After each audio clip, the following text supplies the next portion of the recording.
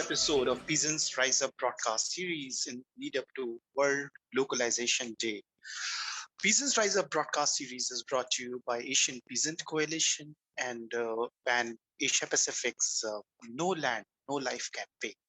As you know, this series is tackling issues of landlessness, land grabbing, corporate capture and control, human rights, and range of other issues affecting lives of the peasant people in the whole of Asian region. Friends, in September, the United Nations will be organizing the Food Systems Summit. The stated agenda of the Food Systems Summit is to bring all sectors together and transform the way the world produces, consumes, and thinks about food.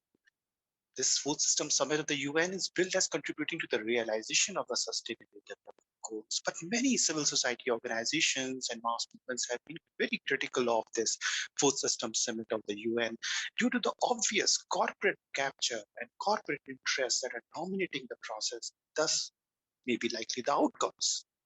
One of the most devastating policies that destroy food systems in Asia is trade and investment liberalization. With this bias towards corporate monopoly capital to supposedly achieve the SDGs. Do you really think the Food Systems Summit will not perpetuate this new liberal policy? Already many regimes in Asia are using the COVID-19 pandemic to further restructure food and agriculture along new liberal lines to entice more foreign capital. That is why many civil society organizations and people's movements are coming together to organize their Global People's Summit for a just, equitable, healthy, sustainable systems. So again, a very warm welcome to this special episode of Peasants Rise Up broadcast series. And now let us hear from our co-host, Christina Sason. What do we have in store for you in lead up to World Localization Day, this special episode? Over to you, Christine. Thank you so much, Bobby. So as part of this month-long event, we're holding this special episode of #Peasants Rise Up broadcast. And we're going to be featuring a lot of really interesting and wonderful people. One of them is Asra Saeed, chair of the Asia Pacific Research Network, or APRN. Chennai Poguri, chair of the Asian Peasant Coalition. Arnold Padilla, coordinator of PAN-AP's Food Sovereignty Program, which is also, by the way, the program behind the No Food, No Life campaign. And Kurniawan Sabar, director of the Institute for National and Democracy Studies. Now, these speakers will be talking about what localization means to them, and we will also be talking about how liberalization policies have devastated domestic food and agriculture in Asia. And we will focus on specific policy recommendations that will reverse liberalization, advance food sovereignty, and pave the way to a truly radical transformation of food systems.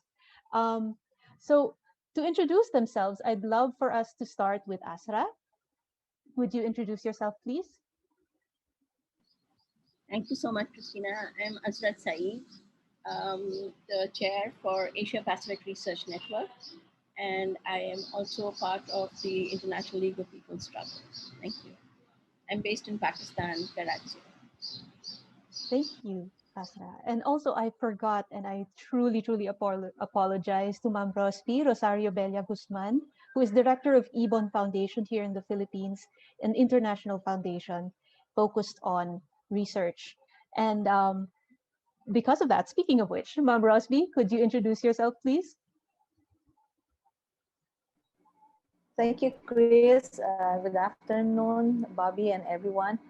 I'm Rose B. Guzman. I'm the head of research of the institution called Ibon Foundation that's based in the Philippines.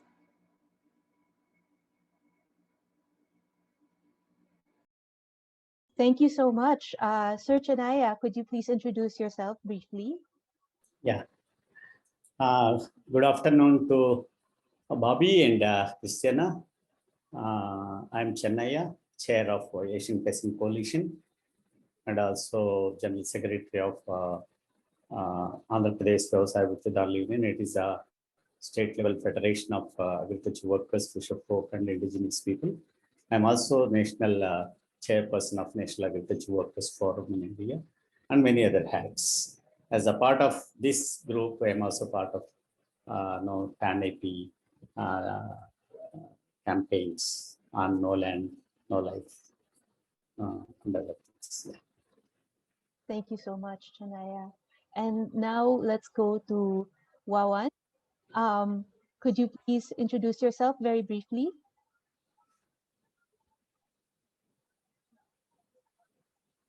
Sir Wawan? Okay, he seems to be having some technical difficulties. Let's go to Sir Arnold Padilla. Could you introduce yourself, please?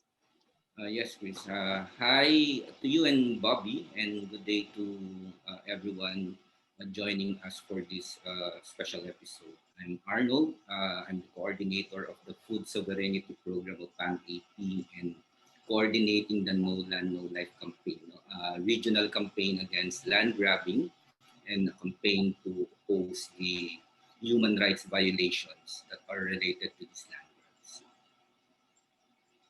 Thank you so much, Sir Arnold. So we're just waiting for Sir Wawan. I think he is are you able to come online, Wawan?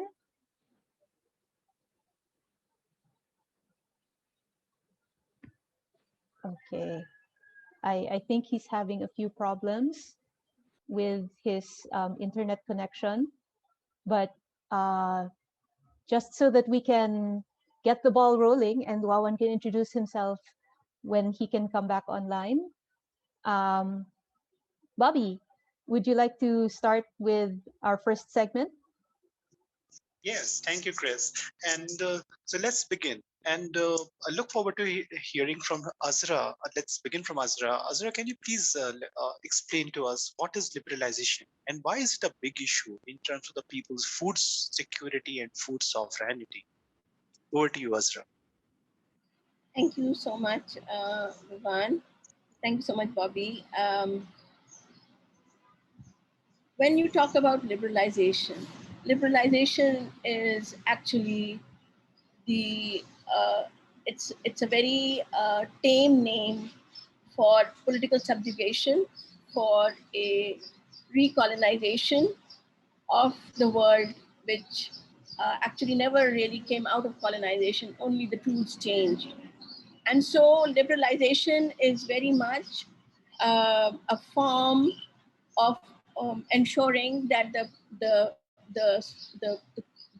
semi-colonial countries, the countries which are gripped into an international trade regime, they are forced to, on one hand, export their food products and many other, everything that they produce. But we will speak particularly on food and agriculture here. So liberalization basically means that every corporation, all of these mega, humongous transnational corporations are allowed to come into our lands and with their finished products, as well as have control over whatever we produce as raw materials, and then also take out what we produce back to their countries, create it into very expensive products, and then they bring it back into our countries. So we lose when we send out our products because it is very cheap when they buy our commodities from us, and we lose when they bring in their finished products, which are very, very expensive. Now, in terms of liberalization, what I would really like to talk about, apart from this very brief um, understanding of what liberalization is basically hinged to what we call the structural adjustment policies, the neoliberal policies. And there are three tiers to that, which is privatization, deregulation, and trade liberalization. I think the biggest change that happened in the 60s, and I will not go into that, when the Green Revolution policies were created and forced onto us. I will just very briefly read something which Hubert Humphrey, a one-time US Vice President, had said. He said, quote, "I have heard that people may become dependent on us for food. I know that was not supposed to be good news. To me, that was good news because before people can do anything, they have got to eat. And if you are looking for a way to get people to lean on you and to be dependent on you, it seems to me that food dependence would be terrific. So this is the philosophy of liberalization, and this was kind of uh, it was thrust on the third world countries, on the so-called developing countries, with the formation of the WTO, the World Trade Organization. The World Trade Organization is made up of many, many horrendous agreements. Some of them are TRIPS agreement, the trade-related aspects of intellectual property rights, the sanitary and phytosanitary measures, technical barriers to trade. But one of the most critical are agreement on agriculture. So the TRIPS agreement and agreement on agriculture combined are a death knell to the small farmers, to the landless farmers of Asia. Um, so I will just briefly talk about what the agreement on agriculture is, because that is how trade liberalization was thrust on us in the 1990s with the formation of the WTO in 1995. AOA, Agreement on Agriculture, is based on 3 clauses. And I don't want to talk about specific clauses, but I will give you the heart of those 3 clauses. Number one, they made sure the transnational corporations who were responsible for the formation of the WTO, they made sure that we in the semi-colonial countries, which they very nicely call us the developing countries, they made sure that our domestic subsidy that we provide to our small farmers, that our governments that provide domestic subsidy to the farmers to grow food for the masses. Our farmers still make up the bulk of our nations, whether it is India or whether it is Vietnam or whether it is Philippines or Pakistan, that the government will not provide any subsidy to the farmers. So that was number one of the cutting down of domestic subsidy. They created a baseline, a very artificial baseline based on which we had to bring down our subsidy. The second point was that we had to decrease the import barriers that we created for guarding the food safety, the livelihoods of our farmers, food security. All of that was taken away with the WTO, and the what we call as I forget now. Anyway, what happened was that they made us bring down the tariffs on bringing in exports from these very, very developed, very, very imperialist countries of the United States, of the European countries, the G7 countries. And so, in essence, we were forced to allow them to come in and access our markets. Yes, it's called access to market. And so, so the twin policies of taking away subsidy from our farmers and for corporations such as Monsanto, Nestle, Cargill, Syngenta, all of them are responsible for what has happened in terms of trade liberalization through the 1990s.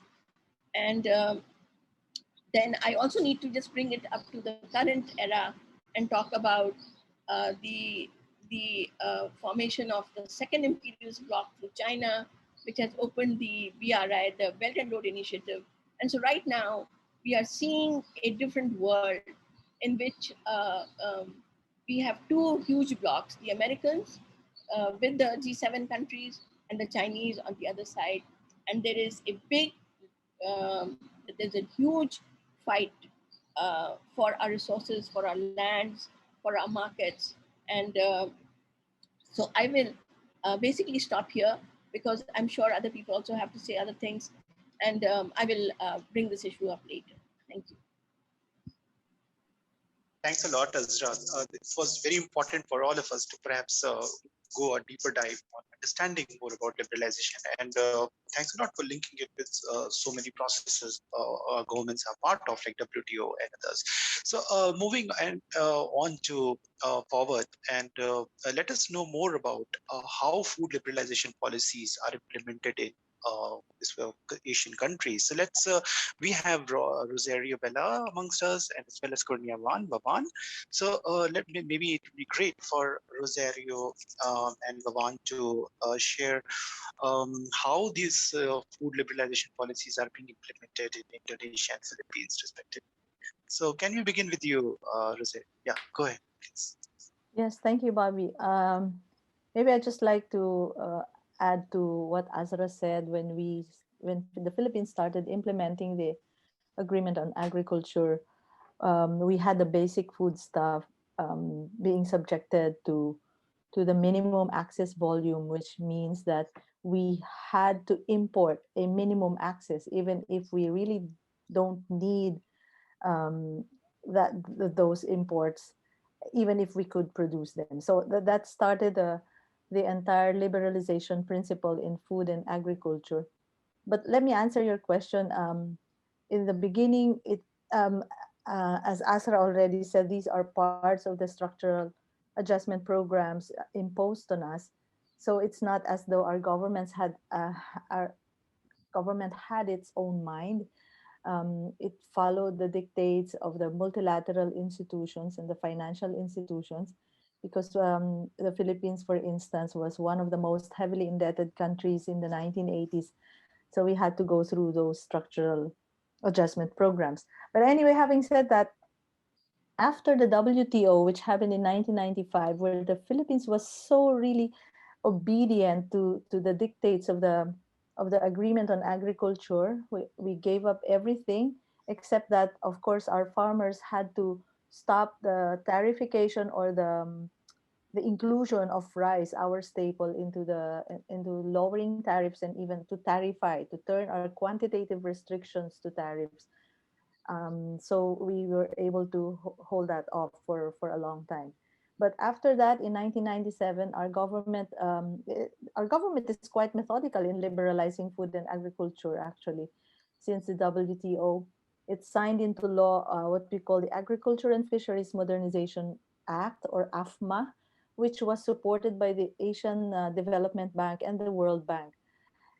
This set the stage for the promotion of high value crops and high input varieties, the reduction of land devoted to food crops from, let's say, 5 million for rice and corn to just 3.1 million hectares, the further liberalization of importation of agricultural machinery and technology, inputs and seeds, and of course, the clipping of powers of the state food authority. So you see, it's really comprehensive.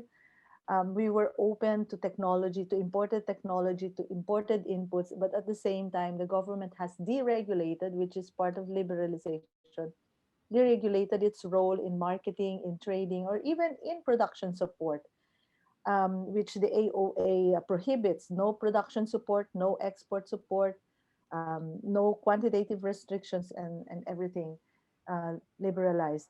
So the country was told to gun for agricultural exports earnings by shifting now to high value crops instead of increasing production for local food consumption. And then the succeeding years, the Philippine government changed the direction of development planning by inserting market oriented land reform as principle and deleting food self sufficiency as aspiration in the Philippine Development Plan document. The World Bank would renew and establish its long term funding for Philippine agriculture, supporting market oriented land reform program and supporting simply food security but not food self sufficiency in its program called the Philippine Rural Development Plan. So all these would complement imports liberalization under the WTO AOA. The impact on local food security has been tremendous, and I think that's something that all of us in this panel and in this forum can imagine already. Self-sufficiency has eroded, especially with products that the country can otherwise produce sufficiently. So we are now into this import dependence, as Azra has said, is really very powerful tool for those who are ramming down our throats, literally, food imports. I guess that's from the Philippine perspective. Thanks a lot, Rosario. And so true. Even in our country, we see this moving away from self-sufficiency and more dependence on how, as the liberalization and globalization policies deepen their impact on our local economies. So can we have Vavan now? Vavan, can you please share us how food liberalization policies are being implemented in Indonesia and how they are impacting local food security? And perhaps if you're online, let's hear your introduction as well. Bhavan,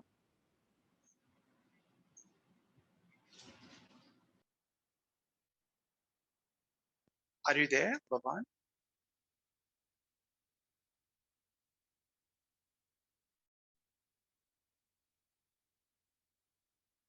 Perhaps we will get back to Bhavan later on. We can move ahead now, and uh, okay, can I go back to you, Azra? Uh, can you please let us know, like recently, what are the major global or regional developments in today's context that continue to push liberalization forward at the expense of domestic production? Thank you, Bobby. As I mentioned earlier, the world since 20 in the let's say after 2013, and I mentioned 2013 specifically because of the launching of the Belt and Road Initiative by China, which currently has it's going to target more than 90 countries across the world. It is going to join continents from Asia to Africa to Europe and even Latin America. It aims to reach, and so we have the BRI, which is of humongous importance in terms of people's livelihood, in terms of how do we attain food sovereignty, and how do we actually resist this extreme initiative. It's not an initiative, it is really um, an eye to controlling our lands. Once again, it is very much a matter of ensuring that uh, they these imperialist countries like China and the US and others in the G7 bloc have constant access and control over our resources, and of those genetic resources are very, very critical. So the backdrop of RCEP, of BRI, which is the Belt and Road Initiative, or another regional agreement within Asia, which is called the Regional Comprehensive Economic Partnership. It has about the concept behind these RCEP, BRI, or the WTO is the same. It is to ensure that they have control over three aspects. One is markets, second is labor, and the third are commodities, raw material. So that is the basic thrust. What they have included in all of these, RCEP continues to follow the pattern of WTO. It is now an agreement between about 10 Southeast Asian countries and five others. These include Thailand, Malaysia, Indonesia, Philippines, Singapore, and then some of the big countries are China, Australia, South Korea, Japan, and New Zealand. Until recently, India was one of them, and then at the United States pressurization, India has opted to stay out of RCEP. Also, there were huge demonstrations from the farmers themselves inside India that were refusing to liberalize their agriculture system. So it's not only the pull of the United States, but it's also the extreme, thankfully, the extreme resistance put up by the farmers themselves. And now we see a similar tussle happening between Australia and India. That the Australians are asking for a free trade agreement with India, and the farmers in India are resisting. So when we talk about these huge regional trade blocs or the bilaterals or the free trade agreements, I think the two most critical right now is the RCEP for sure, and then of course the BRI, which is not just a regional trade; it is a global trade agreement. I will for a moment just focus on a BRI. What does it mean for a country like Pakistan?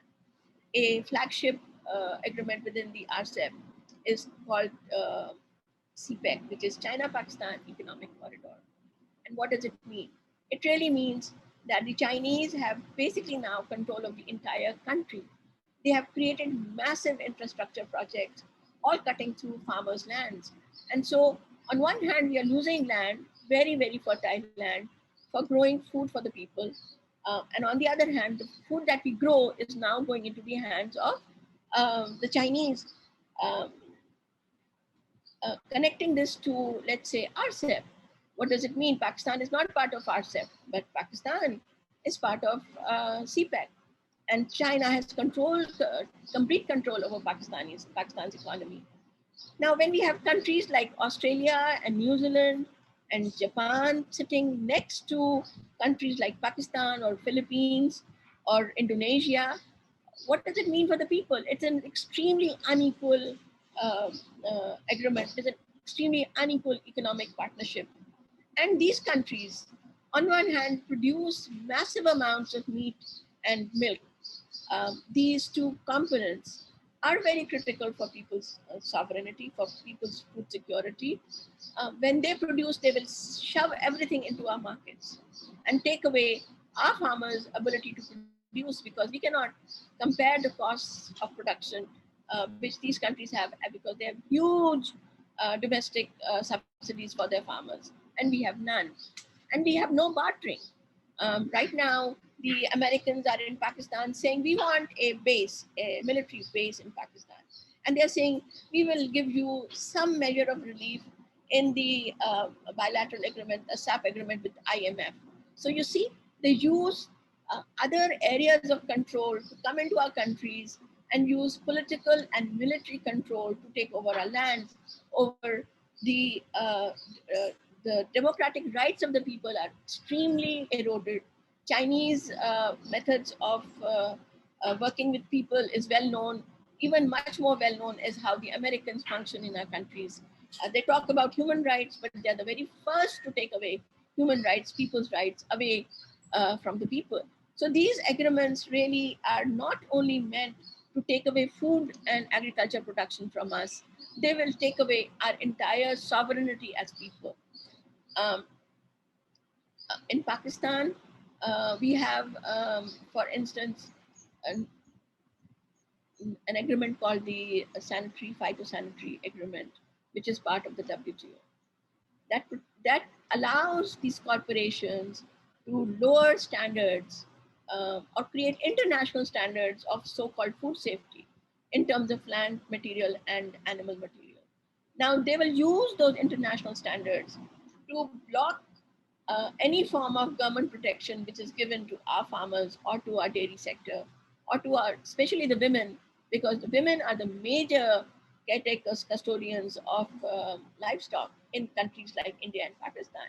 So it's I think it's very critical to look at them as a collective set of agreements, whether it is RCEP, whether it is BRI, whether it is WTO, and it should, for us, for the people, it should really be looked as a block, a huge, big cement block, which they are creating around us, like they have done in Palestine. In Palestine, it is a physical wall that they have created around the people. For us, the wall is very much um, is invisible, but the block is, but that block is there. They are putting us into occupied territories, and we have to live our lives as occupied people if we don't stand up and resist. So I think maybe I will not talk about more about RCEP or BRI in detail, but I think it is very important to know that the WTO was the precursor of very, very anti-people, anti-farmer, anti-women agreements.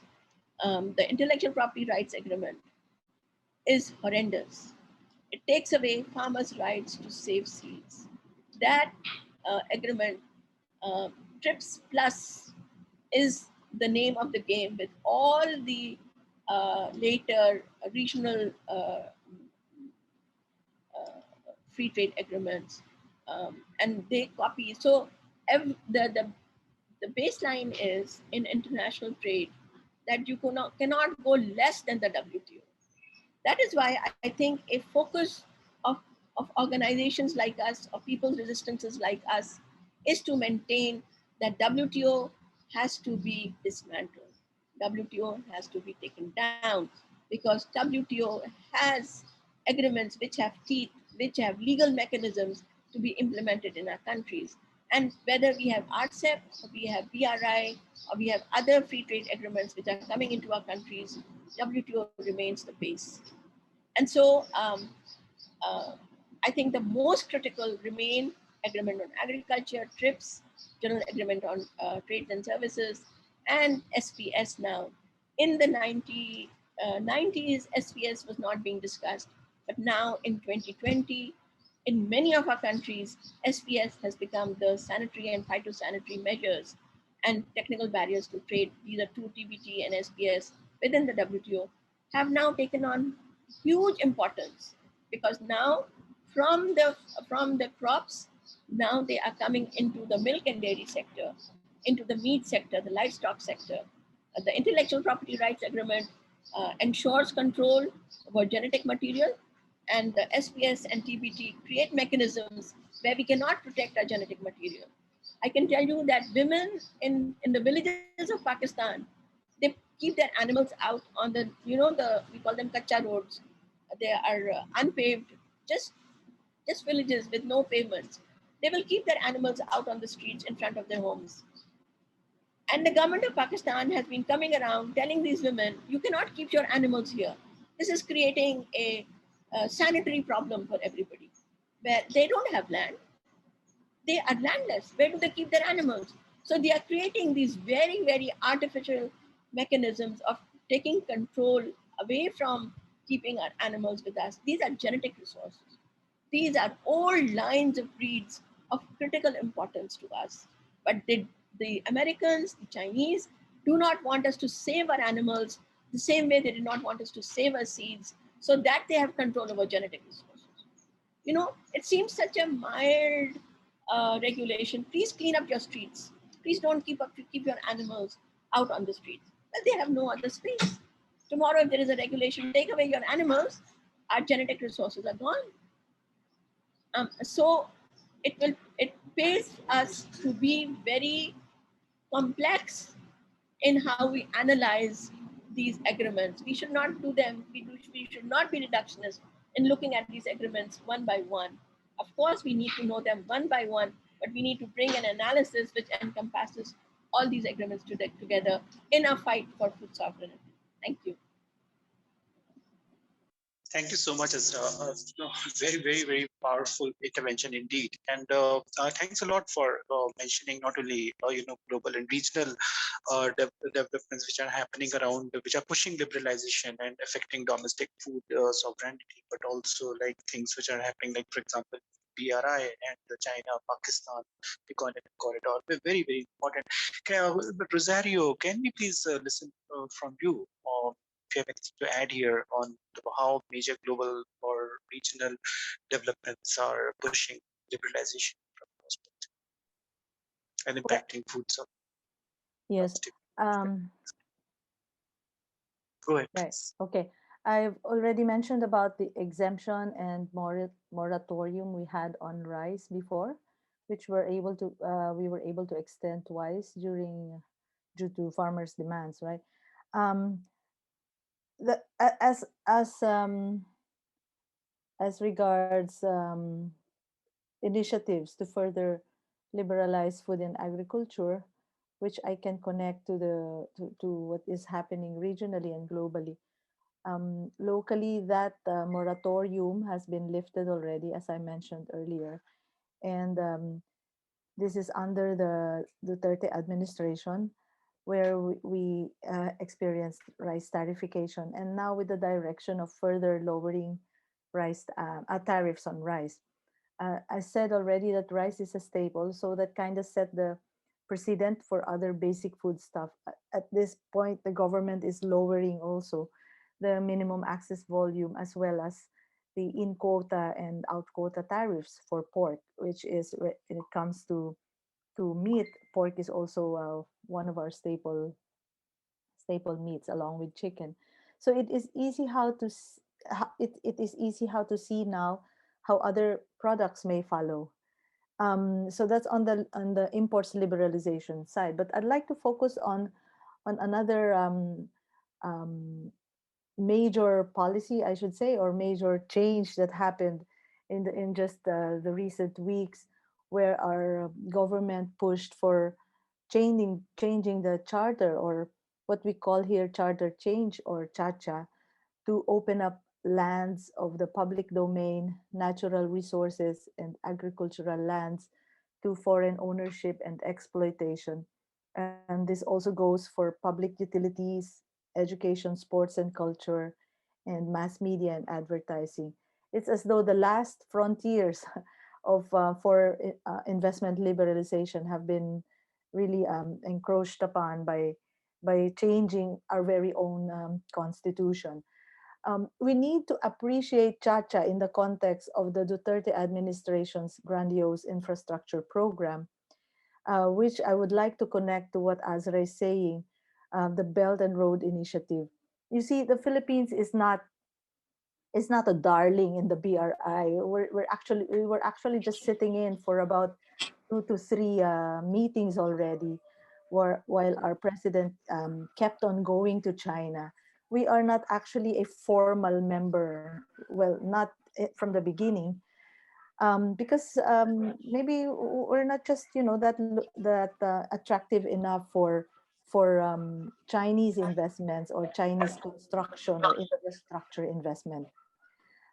But somehow, if you will look at the Philippines in the map, you will see that it has a unique role in pushing for China's aggression through the BRI.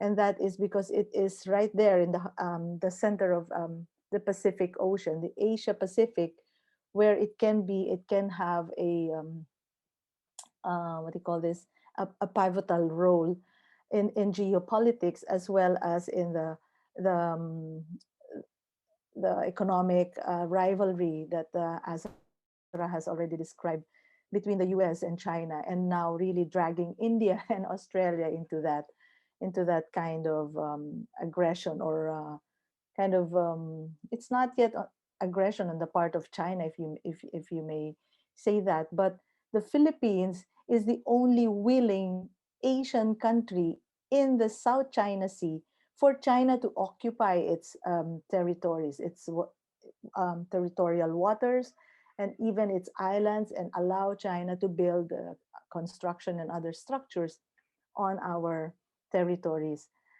And that is in exchange of the infrastructure investment. Okay, I'm just putting in context why we have as a centerpiece program, why our government is focusing on the infrastructure program. That is basically to attract foreign investments in infrastructure, and mostly Chinese and Japanese investments, and at the same time building the infrastructure that caters to foreign investment.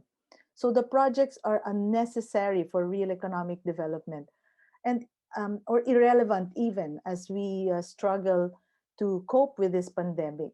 These are airports, rail, subway. At a time of COVID-19, these are the things we don't need anymore, or they are irrelevant. But the government has to push for this, because it shows the investors that yes, we're ready to receive these projects, and even to host your projects. We're ready for your technology, for the glut of construction materials coming from China, for the glut of steel. There is a steel glut, petroleum products glut, and even grains, even food glut. So the Philippines just opens up to those uh, uh, oversupply or overproduction. But when you look now at the infrastructure program, and a charter change that opens up land, not just for foreign ownership and exploitation, but for land speculation, it undoubtedly enriches now not only the foreign construction corporations, but also our oligarchs, the domestic elite, whose sources of wealth have been real estate development and land speculation, among others. I am mentioning this to go back to food sovereignty. It practically tramples upon the very basic resource that our farmers should have access to, in order to assert their right to produce food and their right to food. And there are already many cases where it is prime agricultural land, but the farmers have to be driven away because um, a train or some construction is happening, or even just real estate development is happening on that land. And it has really resulted in massive land grabbing. That is one of the initiatives that we can connect to, for example, what is happening regionally. And well, at this point, I stop because I haven't even talked about how the US also is pressuring our government take the side of the U.S. in this kind of race again to revive their own economies at the expense of Asian and other third world economies. Thank you, Rosario, again. Absolutely very important that rich countries are definitely exploiting us to revive their own economies. That this is a historical. So thanks again, Rosario. Okay, do we have Vavan? Vavan, can you please come online? Can you unmute? Let's check if we can. We're lucky enough to get Vavan, and then we'll get to hear more from Indonesia. Okay, hello, welcome, Bobby? Vavan. Yes. No, this is Arnold. I just got a message from Wawan. It seems that there's a blackout in their area, and so right. there's no internet. But he's trying to go back to the room. All right. Okay. Fine. So moving ahead, over to the co-host Christina Sason. Christina, Chris.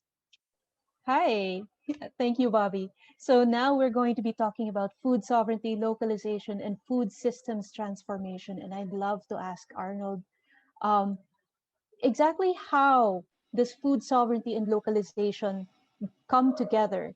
How is it a response to liberalization? Because as we've heard, liberalization has all of these horrible knockdown effects, and just it has directly affected the food security of people in different countries in the post-colonial world. And there is a clear push for food sovereignty. And what does that mean in relation to localization? Could you elaborate a little more on that? Thank you, Chris.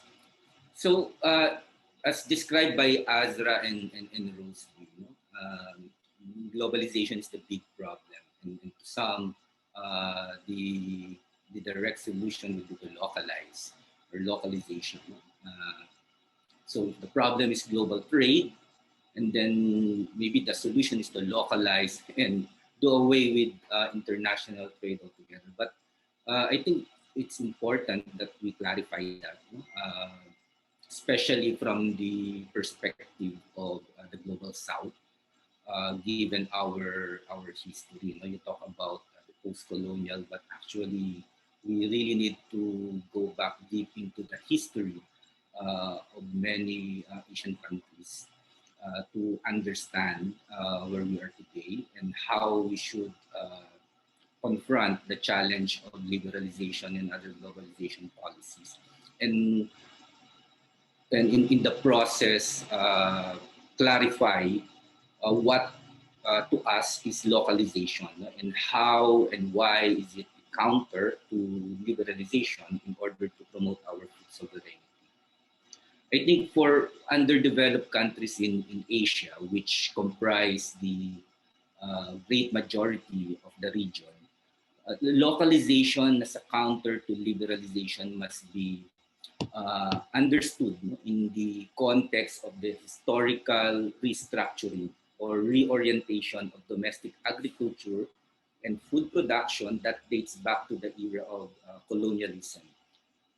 We have to take this historical perspective, in order to fully grasp the relevance to poor Asian countries of localization of food systems, many of which remain neo-colonies, of the imperialist powers, as described by Rosely in the Philippines, by Azra in Pakistan. Western colonialization deeply and fundamentally restructured the way Asian countries produce food in order to serve the requirements of the colonial masters.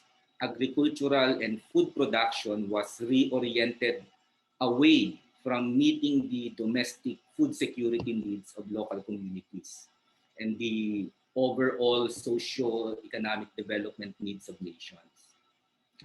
Colonies were transformed to become sources of cheap raw materials for the industrial needs of the colonizers, as well as for their own food security and food production needs. And at the same time, the colonies became dumping grounds, no, for the surplus food and agricultural production of the colonizers, further destroying in a systematic manner the domestic food and agriculture sectors of many Asian countries. A key aspect of this process was land and resource grabbing, wherein peasants and other small food producers were dispossessed of ownership and control over their means of production. And these were taken over by the colonialists and their allies from the local elite, like the big landlords and what we call the compradors, or essentially that part of the local elite who are acting as local agents of foreign powers. Now, hundreds of years have passed, you know, and but these colonial relations, as described by Azra, as described by Rosie, essentially remain between the rich and powerful countries on one end and the poor and neo-colonial countries on the other. The neoliberal globalization of the past 4 decades, including the liberalization of food and agriculture, further built on such lopsided relations with transnational corporations, or what we call the TNCs, at the front and center of the onslaught against domestic food and agricultural production today. The TNCs and their network of local landlords and compradors further deepened their monopoly control over land and resources and how food is produced and for whom, and the global market and the global trade. Uh, and the global market and international trade, where these TNCs and their compradors profit massively, became the topmost priority, you know, for food and agricultural production, especially in this era, the current era of neoliberalism, at the great expense of domestic food security of many nations, and especially the poor countries. And this process aggravated, worsened the permanent crisis in the neo-colonies, and characterized by the ever worsening hunger and poverty of the people, including the landless peasants who directly produce food. For example, the production of staple food like rice, the production of vegetables and other food crops to meet domestic requirements were further undermined as production became more and more oriented toward what is profitable for the transnational corporations in the context of global market and trade. So when we say localization from the perspective of the former colonies and the modern neo-colonies in Asia today, I think more than anything else, it means challenging and ending the historical and current domination of colonial and imperialist powers in the food and agriculture sector. I think this is the only meaningful way that food and agricultural production uh, can be localized, no, or meaning be oriented back toward meeting its actually its original purpose, no, of securing the domestic food security needs of the people, and away from the big global market obsession of neoliberalism and the profit-driven agenda of TNCs and their compradors. And to make this kind of localization possible, it is necessary to end the monopoly control that TNCs and the local elite have over land and agricultural resources, which provides the material basis for their um, what we call unrestrained control on how and for whom food should be produced. Meaning to say, genuine agrarian reform and rural development uh, uh, is therefore necessary, you know, if we want to talk about localization of food systems. And this also means that localization does not simply involve connecting the farmers or food producers directly to the market at the local or community levels, no? Such as what we see for example, through farmers markets or community-supported agriculture, without structural changes in the social and production relations between farmers, traders, and landlords, and without the necessary policy reforms and programs at the national level. No, because uh, no, you just imagine how could community-led initiatives, you have farmers markets, community-supported uh, agriculture as community-led initiatives. But how can these things prosper amid a predominant system wherein the global food supply chain is monopolized, no? The global food supply chain up to the national and local level is monopolized by a handful of TNCs and local elite. No? How can local farm production be advanced and strengthened to meet the needs of the community when the prevailing policy environment is neoliberal restructuring of agricultural production at the expense of food security and the livelihoods of the farmers? In the case, for example, of many neo-colonial and backward countries in Asia, like the Philippines, Indonesia, Pakistan, how can the great majority of farmers here even participate in such community partnerships or food localization movements when they are dispossessed of lands to till and are deprived of the capacity to produce food? Now, in other words, most important is that localization should mean that at the national level, there is a comprehensive program where farmers have individual or collective ownership and control over land and resources, and where local food production for domestic consumption is supported or encouraged through state subsidies, price support, and protection from unnecessary foreign competition, among others. And with all these things firmly in place, other supportive programs can be more easily introduced, and widely promoted, such as institutionalizing agroecological methods of farming, as opposed to the chemical-heavy, export-oriented corporate farming. And I think this also addresses the question I saw in the chat: how can biodiverse systems can be promoted? Does international trade hamper it?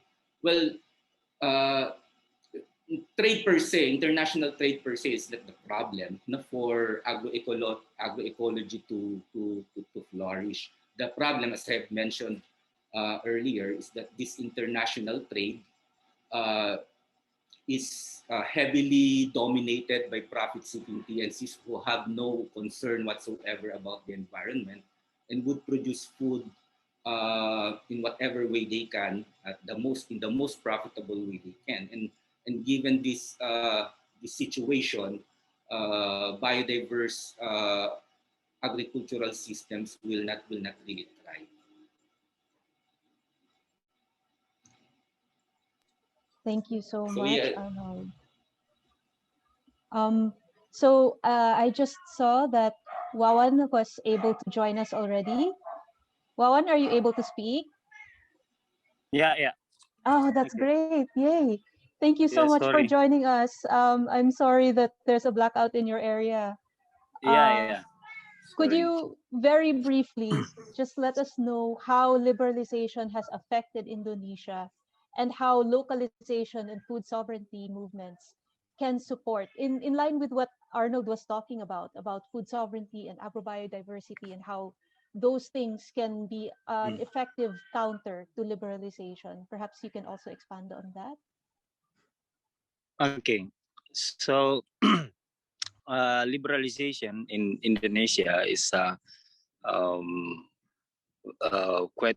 It is very long history and happened in Indonesia. So, for example, food and agricultural liberalizations is actually implemented in Indonesia since the people forced to cultivate the fruit crops commodities since the colonialism era in Indonesia, and it is getting more intensifying and increased during the Green Revolution era in 1970s that actually promote and implemented by the imperialist agenda through the World Bank and other financial institutions promote this kinds of programs. So the green revolutions have impacted the food and agricultural, especially on how to liberalize the food and agricultural system in Indonesia. So during that time, our agricultural is really expanded under the driven of the corporate and imperialist agenda. So based on that program until today, our food and agricultural sector is actually planned and implemented to serve the biggest interest of the corporate of the big corporations here in Indonesia that actually connected directly to the market of capitalists. So basically, the liberalization here in Indonesia is practically implemented based on the land monopoly and land grabbing system. Because food and agricultural crops that being built is practically use the big scale of land. It is implemented in the like paddy and other food crops sectors, and based on the program of the state, most of the food and agricultural products is served to serve the export oriented of the state program. And otherwise, during this period, during this agenda, now the agricultural also being implemented directly by the corporate agenda. The farmers or the peasants now forced to also cultivate the food crops commodity, but it is not for the domestic interest. While at the same time, our needs for staple food and other food needs is actually fulfilled by the import product of agricultural and food products, and it is not only implemented in the agricultural but also in the livestock sector and also in the fisheries. Why? Because all of the production is actually driven by the corporate interest that monopolies all of the inputs of agriculture, inputs of tools and technology of for the food and agricultural sector, including the fisheries and also for the livestock. For example, for agricultural input or for food for the fish in the fishery sectors is totally fulfilled by the import production or the product of the corporates, because we don't have any industrial that can produce that kinds of needs, and it is totally produced by the imperialist corporate like Syngenta, like Bayer, Monsanto, and even other big landlord corporation like Sinarmas and also Cargill to fulfill all of the agricultural input and for the fisheries. And it is totally created the monopoly not only in the process of fulfill the input for agriculture, but also to monopoly the product and the price of the food commodities. And now it is still continuing by the facilitations of regulation and policies of the state. Recently, we have some program that also more expanded or more facilitate the liberalization uh, agenda. Like, for example, one is we have a partnership of Indonesia Agriculture or Peace Agro that driven directly by the Syngenta, Bayern, Smart or Sinarmas, Nestle, and Unilever. And also we have a food estate project that actually implemented by the Jokowi in the Jokowi administration to expand more and more uh, big scales of plantations. And also we have that the government have issued the new law, we call it omnibus law, that really serve the interest of the corporation in the food and agriculture. So based on this situation, now the people's movement, like uh, peasant movement, labor movement, youth movement, now still increasing our struggle to really demand the and mobilize the people to demand to realize the genuine agrarian reform and to stop the land monopoly and land grabbing, as well as to help the people to practically implemented the collective land agriculture in the food sectors that is actually practiced collectively by the peasant in the village uh, to survive or to directly vis-a-vis with the agricultural and food productions of the big corporations here in Indonesia. While at the same time, we also encourage more or expand more the campaign, uh, like in the both in the rural and in the urban area, to really demand and to voice out the aspirations of peasant and peoples to realize the genuine agrarian reform and to build the national industrializations. I think that's all for now. Thank you so much, Wawan. Actually, in line with the discussion on genuine agrarian reform, I'd love to ask Chinaya about genuine agrarian reform and how land to the tiller and dismantling of monopolies can help us counter food liberalization, and what the role of small farmers and other small food producers are in addressing food security needs of people of local communities. Thank you, Krishna. It is really very well presented. Preceding presentations gives me less to speak as it has been covered widely. So, taking from where Wawan has stopped, we still in Asia, 65% of the people depends on agriculture. Despite of the so-called colonialism, and then thereafter the urbanization and structural adjustment programs, and then globalization, corporate driven, everything has been bulldozed on the lives of the people, but still 60%, 65% of the people in majority countries in Asia are dependent on agriculture. This need to take note very seriously.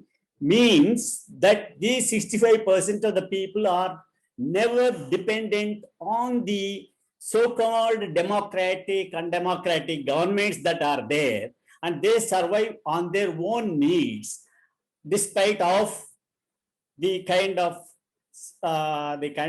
difficulties that has been pushed upon them.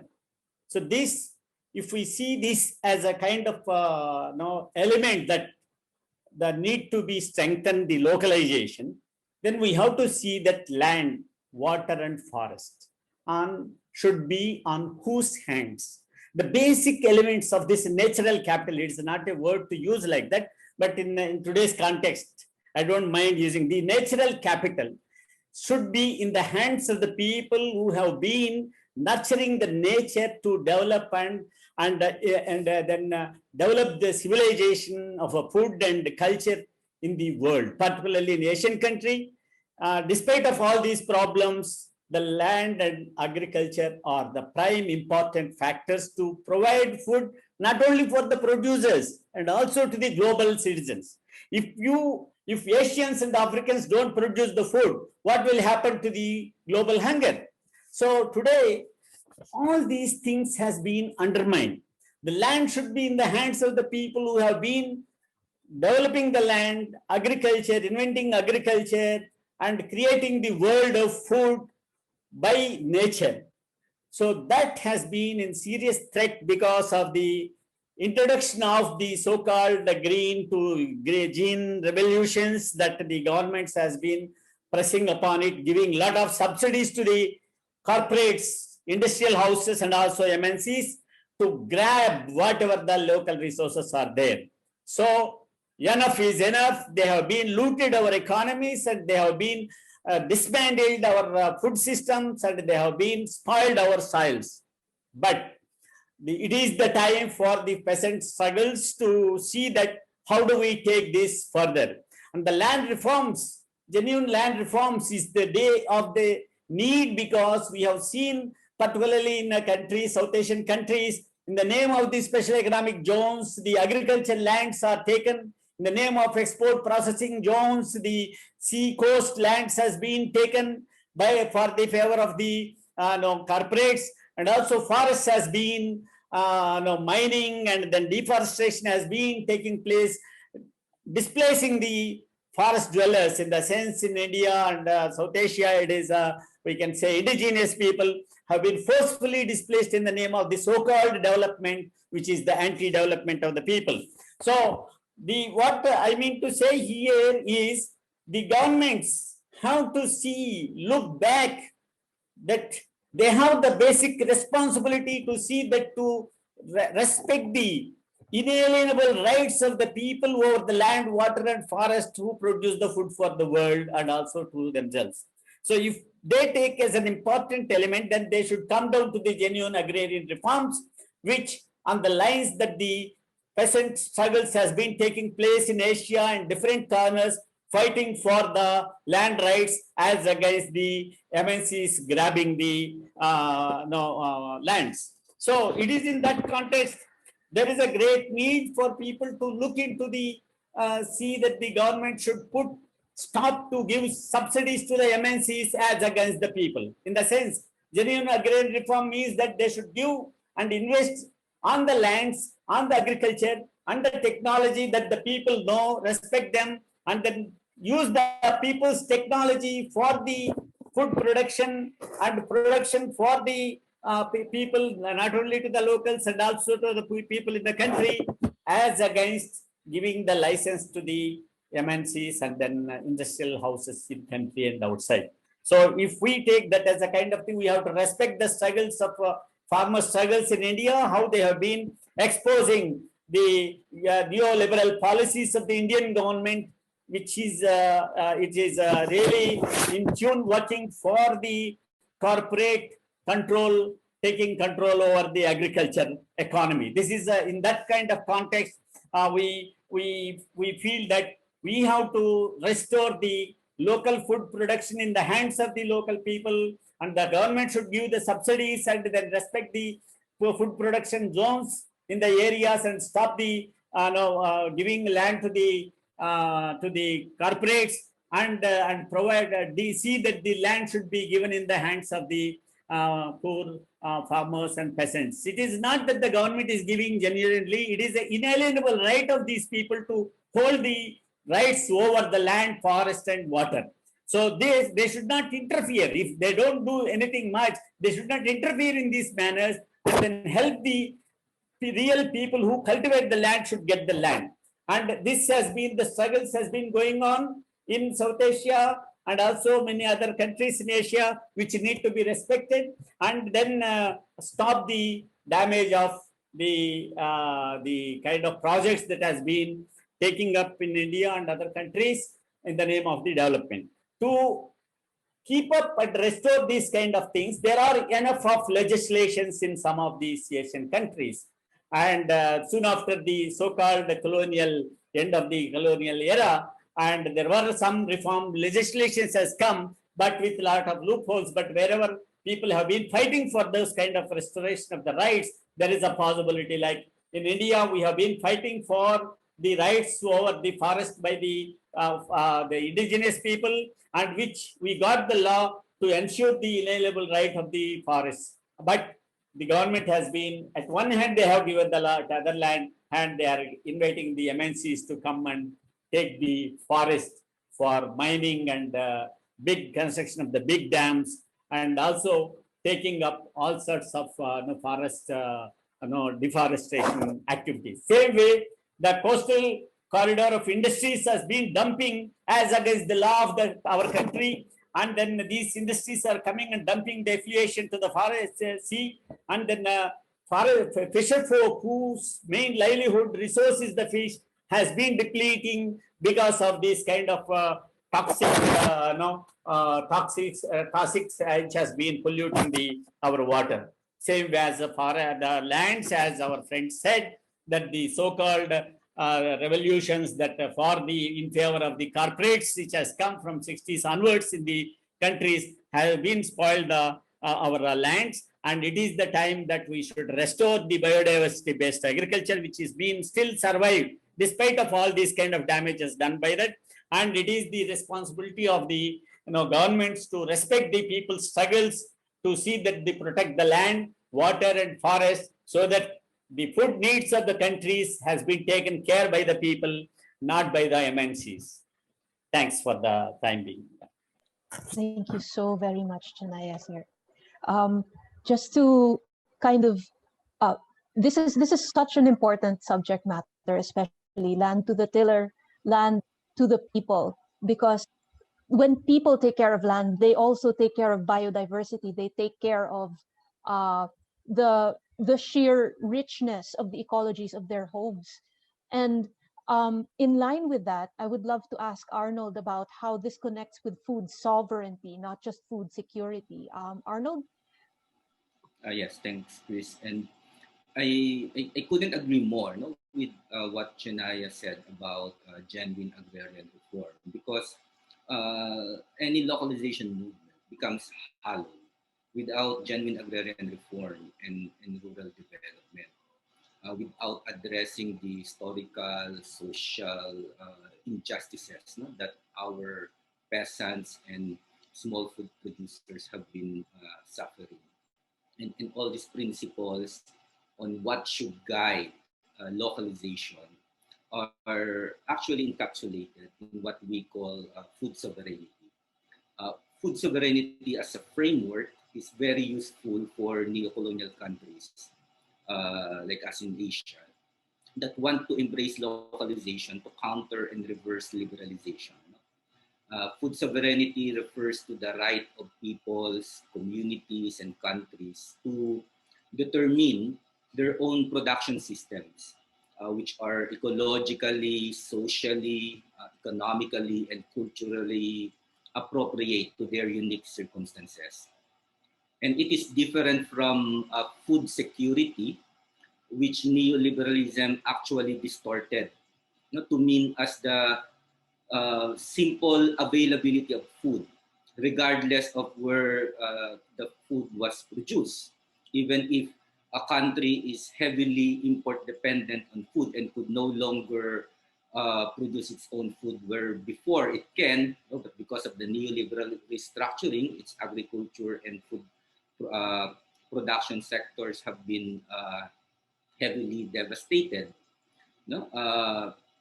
It is different from food security, which neoliberalism distorted to mean as long as food is available, regardless of how that food was produced, even if it is chemical heavy and destructive to the ecosystems. and in a way, not neoliberalism justified uh, liberalization and destruction of ecosystems in the pretext of securing or of ensuring food security. And food sovereignty is challenging that. And it is the power of the people and the communities and the countries not to assert and realize the right to food and the right to produce food, and it is the right of communities and nations to fight the power of corporations and other forces that destroy the people's food production systems and deny them food and life. And therefore, at the heart of food sovereignty should be a strong mass movement of farmers and small food producers, no? Of workers and consumers, and all their advocates, no? The scientists, the technologists, the human rights advocates. No? It's a broad people's movement that will push for the policies and programs to dismantle the monopoly control of transnational corporations and landlords over land and resources, and to reorient and radically transform food systems toward addressing the basic needs of the people. I'll end there, Chris. Thank you. Thank you so much, Arnold. And thank you to Tanaya and Wawan for their wonderful messages, which are deeply important. So here we heard from Wawan, from Dr. Asra, and from Rosby that liberalization has had horrible effects on local communities, on farmers, on local economies, and national economies, even regional economies, like what's happening here in Southeast Asia, and South Asia, of course. And at the same time, we're seeing, according to Chinaya and to Arnold, uh, a kind of counter force, which is a force that comes directly from the people, from those um, who have a right to the land because they are on the land. They are stewarding the land and caring for the biodiversity of the land and the health of the people. And my dog agrees. And I'd love to hear from Bobby about what our next segment will be regarding these wonderful topics. Yeah, thank you so much, Chris. And your last comment reminded me of Mahatma Gandhi. Mahatma Gandhi had said, and I will read verbatim, that he said that in reality, the toilers is the owner of what he produces. If the toilers intelligently combine, they will become an irresistible power. And that is really hope that his words come true, although so many decades have passed by and people are resisting. But there is the only hope lies for a better tomorrow, for a sustainable tomorrow, is in people power. And uh, and another hope lies, which is going to be very soon, is the Global People Summit for a just, equitable, healthy, and sustainable food systems. We will hear more about Global People Summit for a just, equitable, healthy, sustainable food systems. But before we do that, as we know, in this Global People Summit, we might have more about policy reforms, how to reverse these policies on liberalization, how to strengthen domestic food production, and promote food sovereignty. So before we know more about the summit, let us hear from our panelists if what are the particular policy reforms at the national level, at the regional level, at the global level to reverse liberalization, uh, to strengthen domestic food production, and to food sovereignty. Azra, can we begin from you, please? Can we hear from you? Azra Saeed. Thank you so much, Bobby. I mean, when you say what are the policies in our countries to reverse liberalization, I really searched my mind and I tried to see what are, such nice governments, such people-friendly governments that we have, what have they done? And there's nothing that I can report from Pakistan. I can only report on the policy level. It's further push. It's if they provide subsidy, it is subsidy for cash crops. It is for export crops. which these these imperialist leeching countries want from our soils, from our people. So we have land grab, which is not pro-friendly. We have very rich housing schemes where the people of Karachi have been going and fighting every day for the past week, where powerful land mafia people have taken away land from the poor farmers, and so on and on and on. I think so. We should be just um, we should be realistic. The change is not going to come from our country governments. The change will come from us, from the people. And I feel that the WTO was in many ways a wake-up call. This is not new. As I read, the excerpt which I read from Rupert Humphrey was 1957, where he openly talks about food as a weapon. And Bush, the senior Bush, had talked about food as a weapon. And countless United States trade representatives and government officials have talked about food as a weapon. So we are clear that for us, food and safe and nutritious food is a right and is a critical need of our people. And for them, food is a weapon. So the drawing lines are already clear. And so when I said that WTO was a wake-up call, I think the term food sovereignty has been taken very, very uh,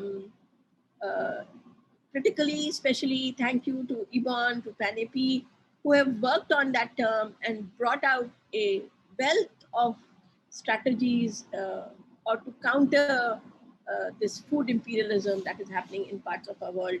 And so we have the term food sovereignty, which means first and foremost, the right to food, this right to safe and nutritious, chemically free, pesticide free, toxic free, genetically modified free food for the people. And second, equally important, I don't want to call it second, is control and access over reproductive resources in the hands of the people, and especially the small and landless farmers, all small producers. And that is the policy guideline that we need to fight at every level. And amongst ourselves, amongst the critical actors, the people of our countries, the producers, the consumers, the women, the youth, the students, the academia, everybody. We have to have national platforms fighting for food sovereignty. And I really mean the word fight, because you're talking about land. The corporates want land, the Americans want our land, the Chinese want our land, and we will have to stand up and fight. And we will have to develop many different mechanisms for fighting, from very militant forms of fighting to maybe just growing agroecology, using agroecology, saving our seeds, indigenous seeds, local seeds, going back, taking back our methods of production and our lands of production. So I really have, Bobby, nothing to say what our government is doing, which would promote food sovereignty. It's doing nothing. And we are doing a lot. So I have full faith in the people of Asia and the people of the world, the women of the world. We will stand up and fight, and the governments know, and they're doing the best to prosecute people, to kill people, to victimize people, to criminalize people. It's okay. We are used to it. We have been living under colonialism and new colonialism, and we have learned to fight, and we know how to fight, and we will fight. Thank you. Absolutely. Thank you so much, Azraji. And you are so right. The hope lies in the people. And absolutely, that is where the hope lies for a better world. And thanks a lot for mentioning women as the only possible future will be a feminist future, a just future. And it's all about solidarity. Chennaiya ji, can we hear from you if you'd like to share some policy reforms at national, regional, or global level to reverse liberalization, to strengthen domestic food production, and promote food sovereignty? Over to you, Chennai. Bobby, there is no shortcut, as Azra said. There is no shortcut. The governments are not in favor of the people. We all know that. But as we have been talking in the context of this United Nations is planning for summit, and as people summit, we have to throw some demands and some light into the kind of areas that they need to realize, not that they don't know, they don't have the political will, which need to be really highlighted. Is the number one is that the government should stop victimizing the human rights defenders and then land rights activists and then peasant right activists, and then they should stop killings of these peasants. And that should be the one of the major area we need to bring in as a part of our demands. Second one is withdraw all the licenses that has been given to the corporates to occupy or grab the agricultural lands, and then convert the agriculture lands for food production zones into the corporate agriculture and then commercial agriculture areas. So that has to be stopped now, and which need to be, as Ezra said, that we need to really thrust upon the people's movements, building the people's movements to stop all those kind of intruders. Third one is provide support for peasantry to really uphold and also sustain the food sovereignty zones wherever the people are able to survive without even the support of the government should be supported with respecting to the local technology, and also because the technology which is coming up in a big way in rural area where the agriculture workers and peasants has been losing their lands and agriculture workers are losing their employment. And then fourth one is stop agriculture lands converting into the non-agriculture purposes. So there are some laws in India, state laws, which are very progressive, that agriculture lands cannot be easily converted into non-agriculture purposes. Of course, you know that all those backdoor methods, but at least there is a law which can be fight and then stop such kind of conversions. And some states are still are able to protect. Then stop the entry of the governments and also the MNCs into the domains of the forests where the indigenous people have been protecting the forest and have the right over the forest producers, for which some of the, like in India, we have a law which need to be implemented so that the Forest Rights Act, where the people depending on forest cannot be thrown out or displaced mercilessly. And then what I feel is we also have to see that we have to vacate some of the MNCs which are holding the lands without being properly having licenses. For example, in SEZs, special economic zones, thousands and thousands of acres of land is given to the MNCs in India, but these lands has been kept vacant, violating the SEZ Act itself. So if the corporations don't occupy use the land which is given to them within 3 years, that land should go back to the government. This is the law, but nowhere in India that act has been implemented. People's movements like us, many of us, who have been identifying such packets and then grabbing those land, taking back the land to the people, and we have been cultivating and justifying to the government why we occupied these lands as against the government giving it to the MNCs. So there are some spaces which need to use and then fight it out. And to fight it out, we have to see that the state should respect the law of the country and United Nations human rights, so that UDHR and then within the country there are fundamental rights need to be respected, and then protect the people, not branding them as a terrorists who have been fighting for the land rights and restoring the rights of the people over the land, water, and forests. Thank you. Thank you so much, Chennai. So such an important, an array of points on policy reforms, and let's hope that those who are going to decide or convene at the UN Food System Summit, they also hear these points. But of course, we are looking forward to the Global People Summit as well. That's where the real, hope lies for us. Rosby, will you like to add something? And Bhavan, I will come back to you. Yes, I think Yes.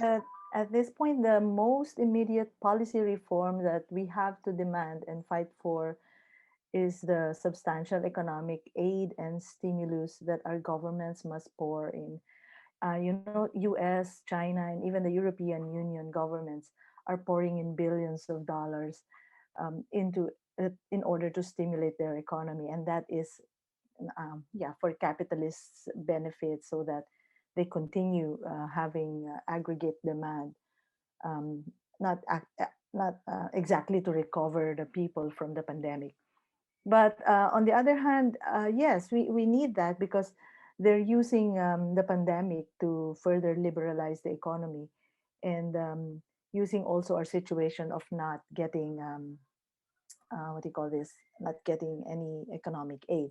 But I'd like to draw your attention to what is, a trend, maybe I should say, or what we have observed as a counter current or a counter flow to what our governments, especially in Asia, what Asian governments want to do, or even from for the Philippines, when the Philippines tries to have its charter changed just to attract foreign investments, and that is a statistics brought to us by Global Trade Alert that shows globally protectionist measures implemented worldwide since 2008. There are about 20,000 protectionist measures as against only about almost 9,000 liberalization measures, which means that the trend is actually going towards protectionism. And this includes over 8,000 protectionist measures by G20 members, especially EU countries, US, India, Russia, and China. And these cover trade protection, state subsidies, public procurement, and investment measures. I'm mentioning this because um, while we may have the notion that governments are really towards liberalization, these statistics would show us that the trend is going towards more protectionist measures. And just to mention that Indonesia, for example, um, has terminated investment treaties with 20 plus countries, including Bulgaria, Cambodia, China, France, Hungary, India, Italy, Laos, Malaysia, Netherlands, Romania, etc. India has terminated investment treaties with 58 countries, South Africa with 13 countries, and even in Latin America, Ecuador, Venezuela, and Bolivia have terminated investment treaties. We're looking also at the trend that since 2016, liberalization deals have been terminated, and or the number of liberalization measures um, is actually declining since 2016, or since the global interest rates have picked up, which means that investors are more looking into their own, into their domestic economies, and not really looking overseas. I'm saying this because my government, for instance, is making doing a counter flow. While the trend is really for protectionism, the Philippines is opening up and even changing its constitution just to attract investments in land acquisition by foreigners, etc., etc. So that minute detail I would like to put forward, although Azra would say which government would really care for protecting, for having protectionist measures, but also to remind us that in the WTO there is a built-in mechanism wherein during a crisis such as the pandemic, for instance, countries can actually reinstitute their tariffs. So I'm saying this as a policy reform. I'm pushing for, we can push and fight for more protectionist measures, but at the same time, we can reinstitute tariffs on foodstuff and agricultural products. We can reverse government deregulation of local production and even marketing and trade. And we can hold our governments accountable for hunger and poverty. And Chanaya has already mentioned we can abrogate not only unjust trade deals, but also agricultural land concessions given to corporations, foreign or local. Um, and to make it as a framework, I think food sovereignty means assertion. It doesn't really happen like just a framework, or it's not just a set of rights. The key word in food sovereignty, it's its assertion. And all these policy reforms will be really nothing if we don't have people's or farmers' movements that will assert for these policy reforms. Thank you so much, Rosby. We have to assert for our rights of food sovereignty. Totally, absolutely. Vavan, will you like to add something? Yeah, Yeah. thank you, Bobby. Okay, in regards to the policy reforms that protect the food sovereignty, I actually have searched so many regulation and policies in Indonesia, but I really wonder that it is really kinds of policy reform that really protect or serve the interest for food sovereignty for the people.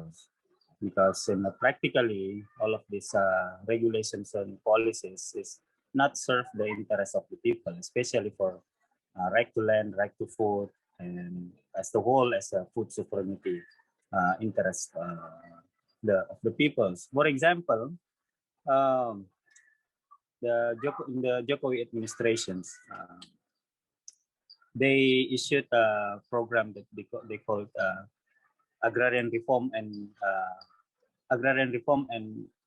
social forestry. So when the people see this policy or this program, the people will wish that because it is talk about the agrarian reform, so it can be benefit for the people interest. But practically, it is not for the people's interest. Even this kinds of program is treating the food sovereignty and the right of the people for land and food, because this kinds of program is actually just to serve the interest of the corporations. The governments also issued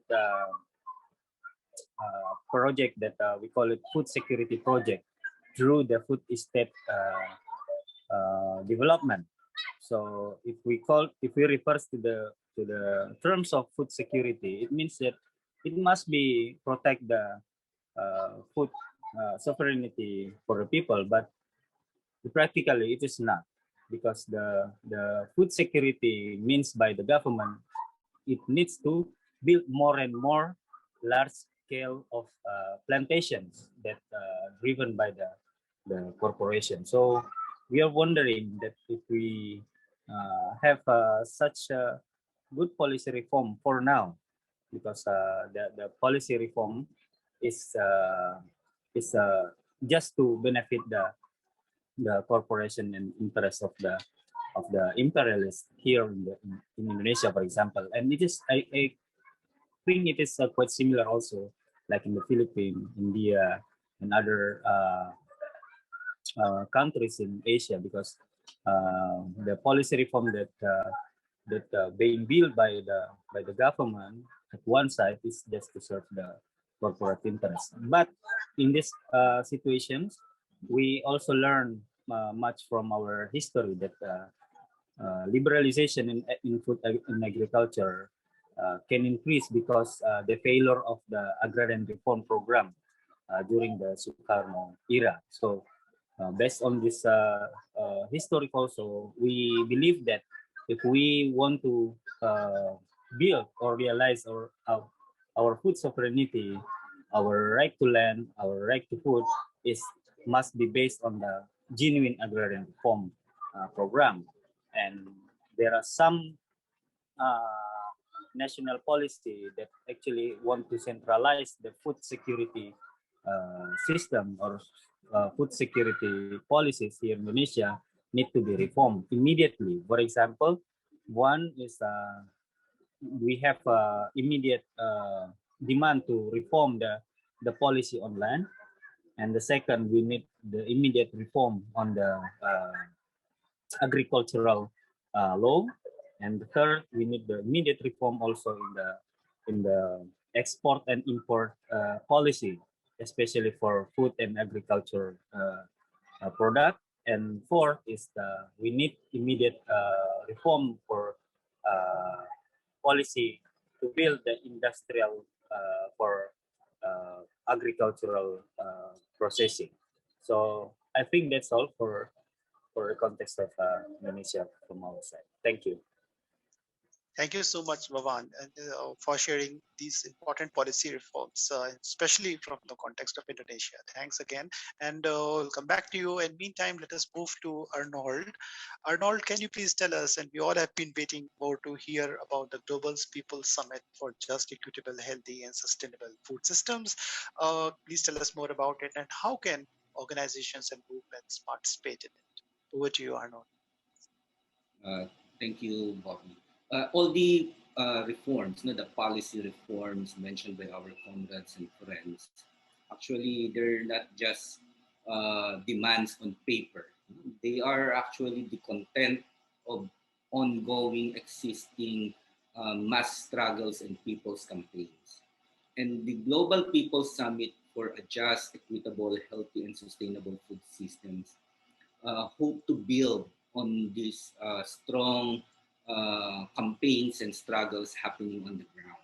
As a campaign, the People's Summit is a global campaign initiated by international and regional groups that advance the people's food sovereignty and genuine agrarian reform, as well as groups that share these concrete programs for our food systems. It is a counter summit to the UN Food System Summit, initiated not actually by governments, but initiated and heavily controlled by monopoly corporations that dominate global food and agriculture.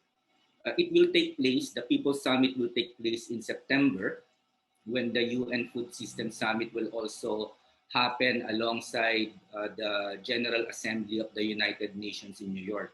There are no specific dates yet for the actual, for the official Food System Summit. So whenever that event happens, we will also plan the People's Food Systems Summit.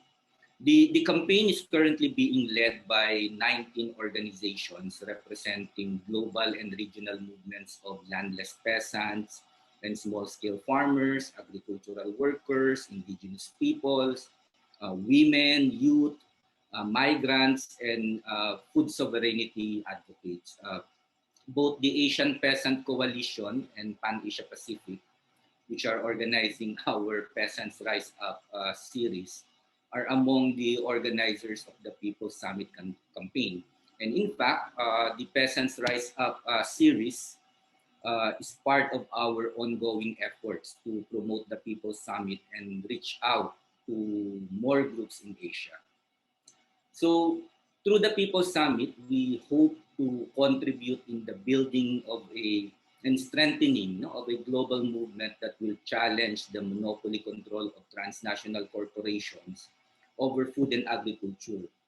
We hope to further strengthen the ongoing campaigns at the national, regional, and global levels against neoliberal globalization, against the hazardous technologies being peddled by transnational companies that harm the people and our planet, such as genetic engineering, agrochemicals, and others.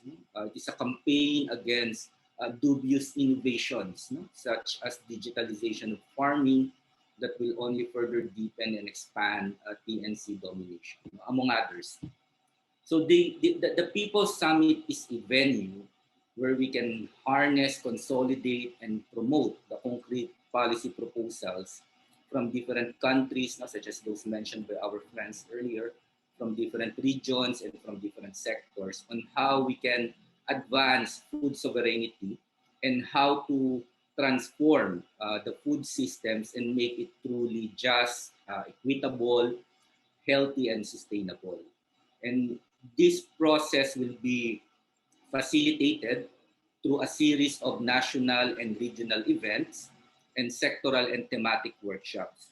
And the outputs of these activities will feed into a declaration and action plan that will be adopted during the actual People's Summit in September.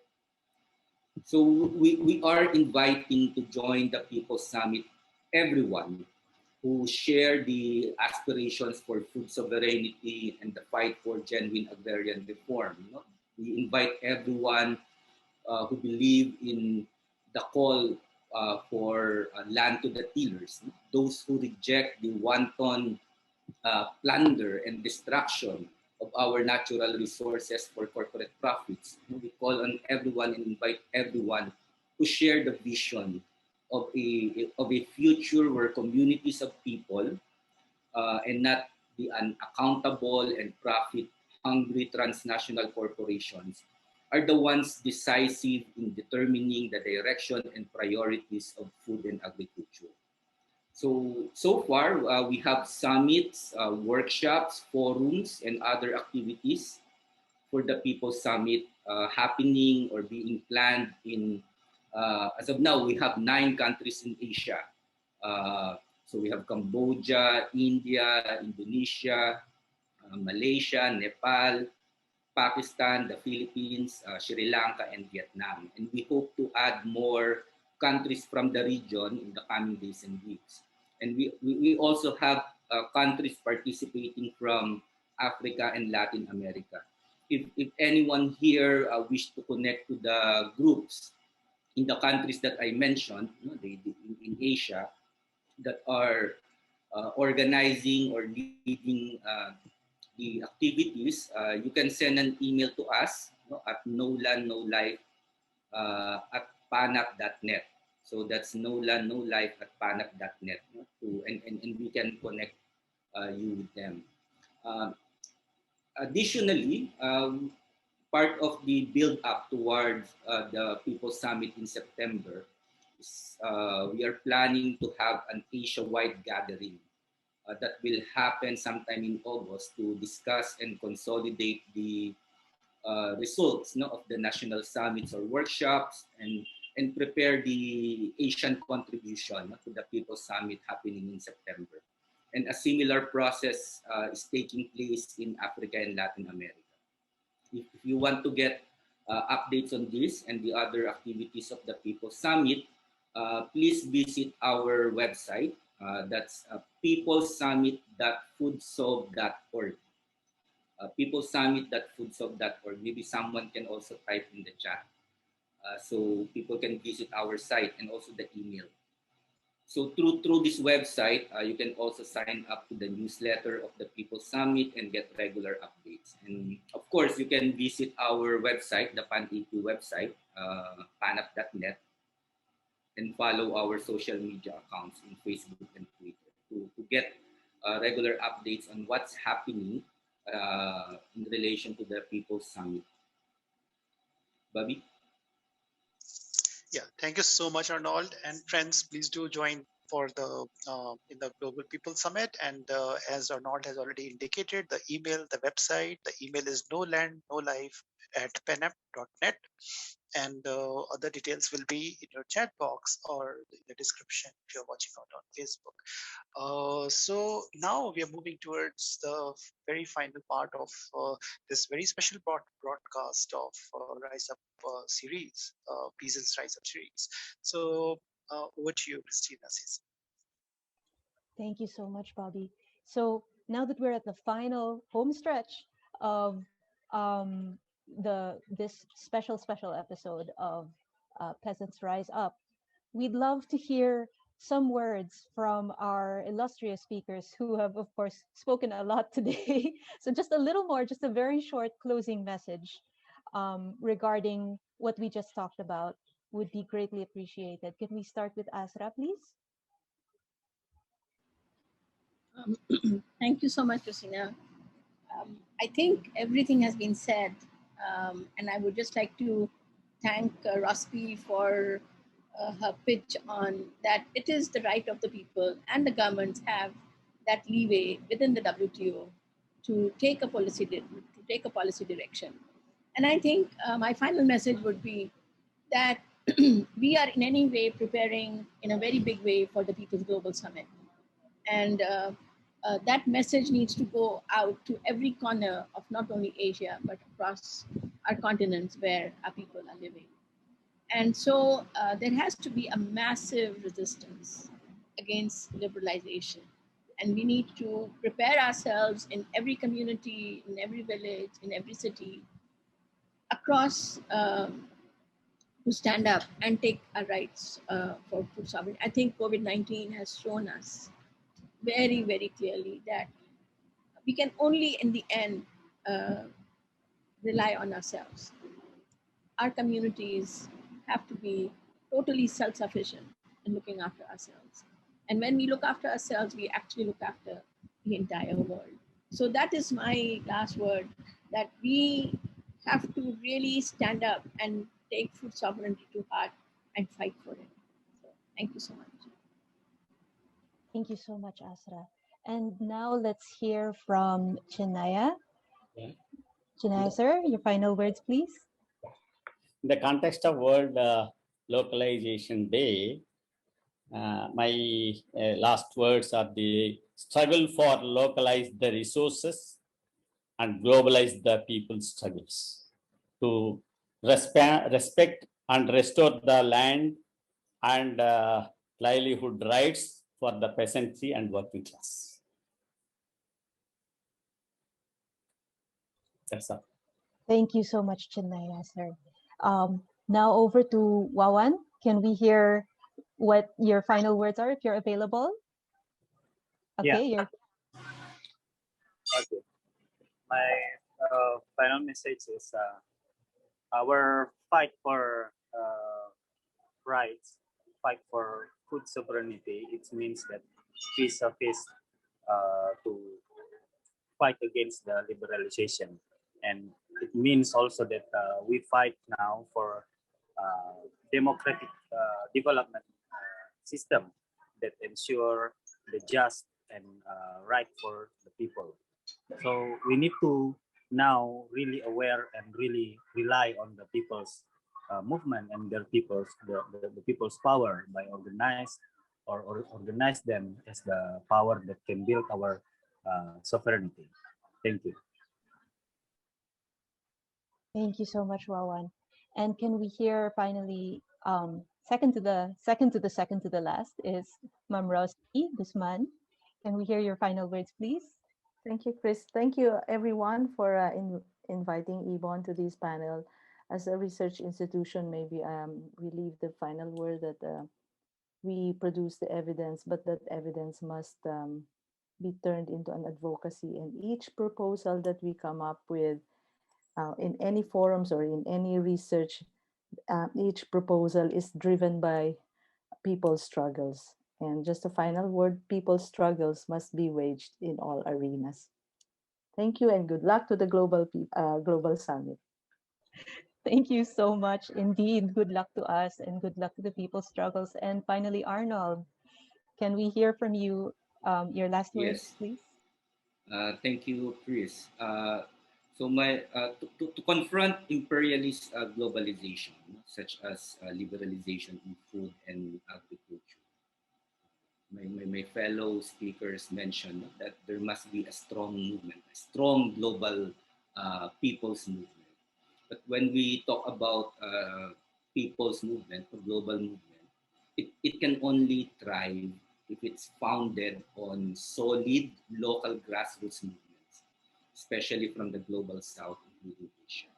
And I think these local grassroots movements should be at the heart of any food localization movements and food sovereignty movements in Asia and elsewhere. And together, let us build this strong people's movement. Good day to everyone.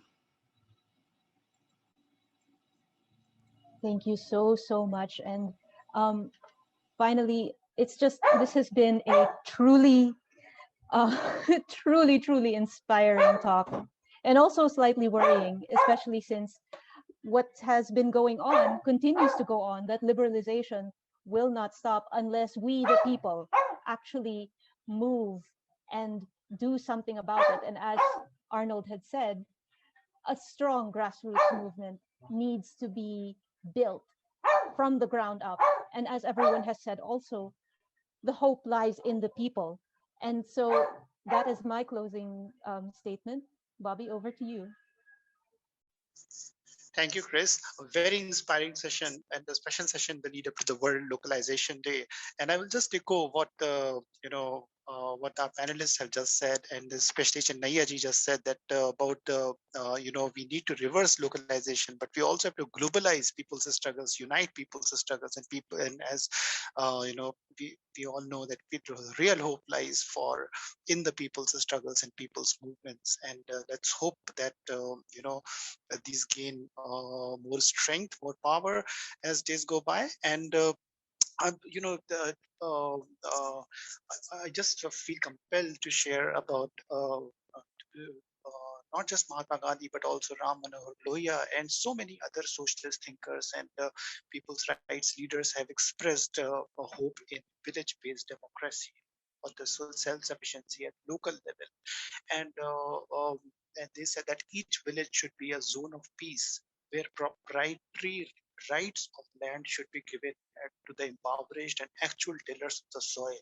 And even landless laborers would be able to secure rehabilitation and social justice. So